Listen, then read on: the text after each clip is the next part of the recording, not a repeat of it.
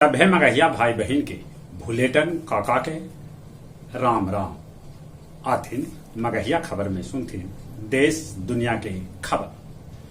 कांग्रेस महासचिव प्रियंका गांधी कहलका कि जे सत्ता भेटायल तब पुराना पेंशन फिर से बहाल कर जा। पटना रांची के बीच ट्रायल में समय से पहले पहुंचल वंदे भारत ट्रेन। एक दो जगह पर जनावर आयल से गाड़ी रोके पड़ल। बिहार में लागू कैल जाए एक पंचायत एक बैंक योजना। टीपर जॉय तूफान के चलते 15 जून तक 95 गो ट्रेन रद्द कर देवल गए। बिहार के पूर्व डीजीपी गुप्तेश्वर पांडे के भेटायल जगत गुरु रामानुजाचार्य के पदवी। प्रीपेड मीटर के विरोध में मुजफ्फरपुर बंद रहा। लोग सड़क पर टायर जला के कैलन विरोध। भोपाल के सचिवालय सतपुड़ा भवन में लगल भीषण आग।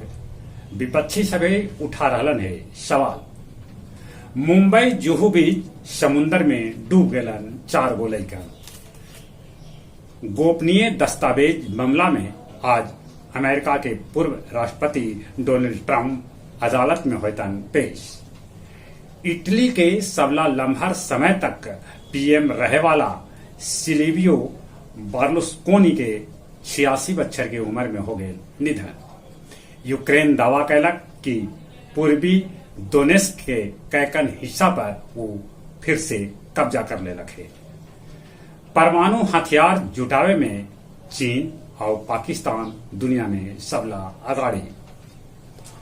आज से गया जी के कटारी हिल पुल मरम्मत लेल आम आदमी लेल बंद रहा। गया धर्म सभा भवन में यदुनंदन शर्मा किसान सम्मान समारोह के आयोजन कैल गए।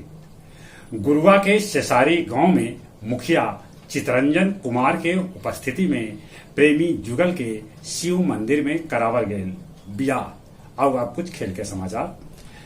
4 जुलाई के करावल जा सका है भारतीय कुश्ती महासंघ के चुनाव। एटीपी रैंकिंग में शीर्ष पर पहुंच गलन नोवाक जोकोविच।